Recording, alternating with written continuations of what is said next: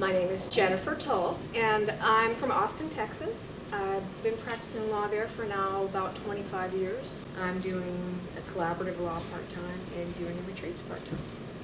I got started doing the retreats as a result of a feeling in my law practice that we were not doing for people what they needed to be done. We brought people in the worst hour of their lives, and we got them through the legal process, but we did not do anything to address their emotional devastation. And so that didn't seem right to me. But at the end of the day, they were divorced, and we closed the file and moved on, and they were still trying to put one foot in front of the other, and that did not seem to me to be the kind of service that I wanted to be providing to people. In 1998, I started a retreat for women who are going through relationship transitions. It's now called A Spa for the Soul. But the whole idea is to take women who are in the midst of change that they didn't really necessarily ask for, or even if they did decide they wanted out of a relationship, it's probably not what they asked for when they got into the relationship. And help them turn that experience into something they can grow with and something that will be beautiful at the end. The basic premise of the retreat is that women tend to give themselves away as they get into relationships and just, breathe in and out for about 30 or 35 years. They forget who they are at the core. And so the program is designed to reacquaint them with that person, who they were and who they still are, and to give them the experience of unbridled joy. It really takes people from wherever they come in, which is oftentimes at a pretty low point, and takes them on the journey all the way to the bottom, so that they can reach the point of true change. Then it gives them the opportunity to choose how things are going to be when they come back out. I like to use the metaphor of a clean install on your computer. So you got a bunch of stuff on there that's not working right, and you get somebody to completely wipe it off. And then when you make sure it's all working properly, then the programs that you put back on there are the ones that are beneficial to you and the ones that are operating properly. The rest of it, we're just going to junk that.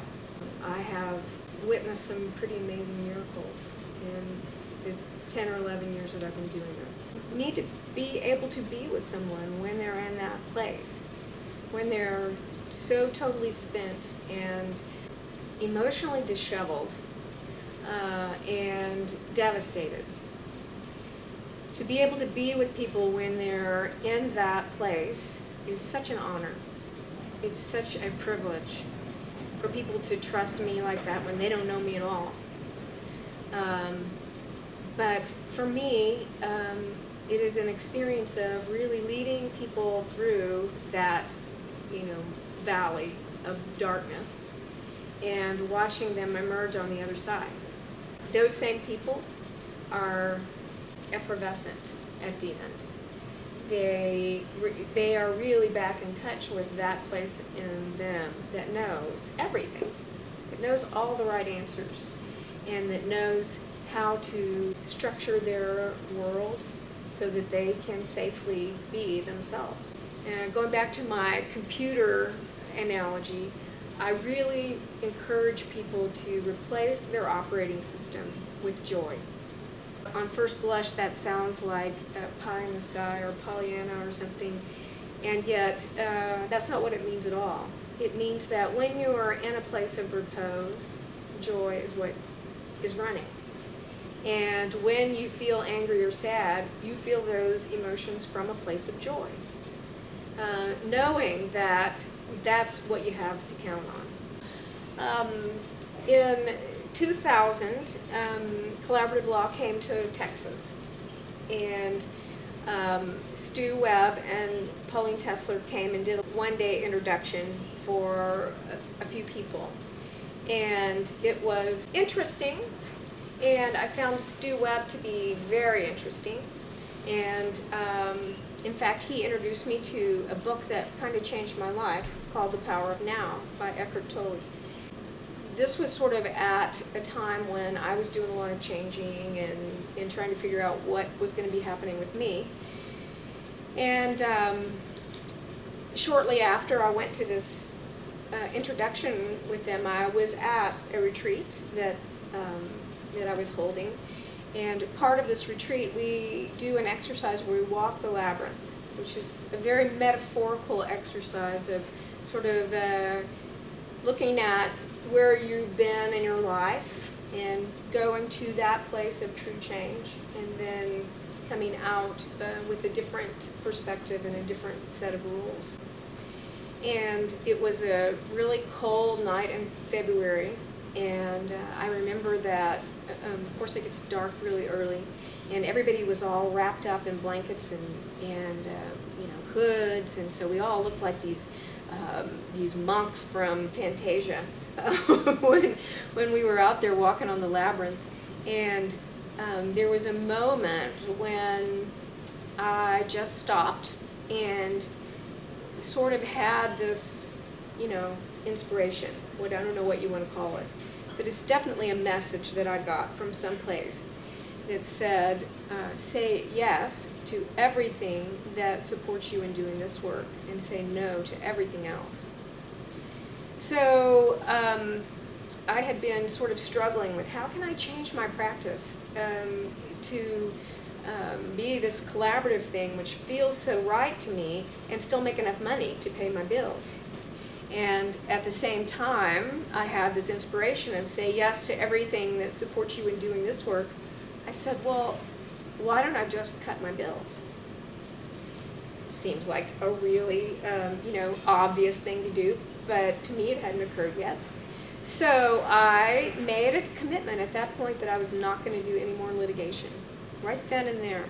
I went home, I put my house on the market, which happened to be about 15 or 20 minutes before, and I sold it actually, but about 15 or 20 minutes before the bottom completely fell out of the housing market in 2001. And so it turned into a really beautiful experience. It took me about a year to finish all the litigation that I had in the pipeline, but I have not taken a litigated case since.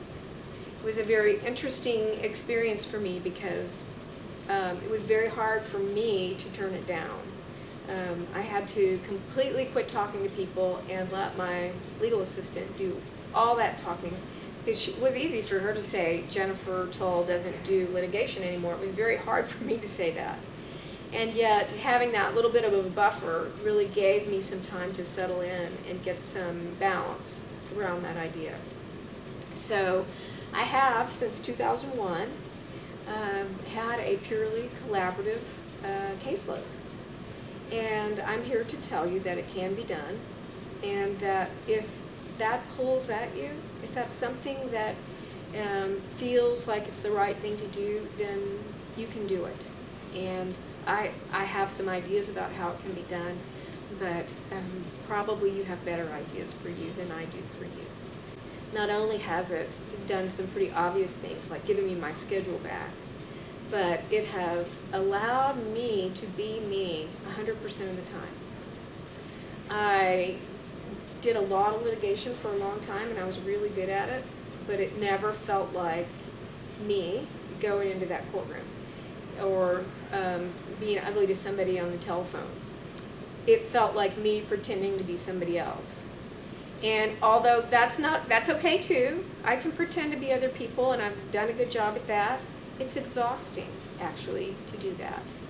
And so, given that I was embarking on this retreat business, and I had a really great relationship that I was in, I just found myself relaxing and being able to really be me all the time. That has been such a gift. It's given me so much energy back that you have to use when you hide yourself from the world.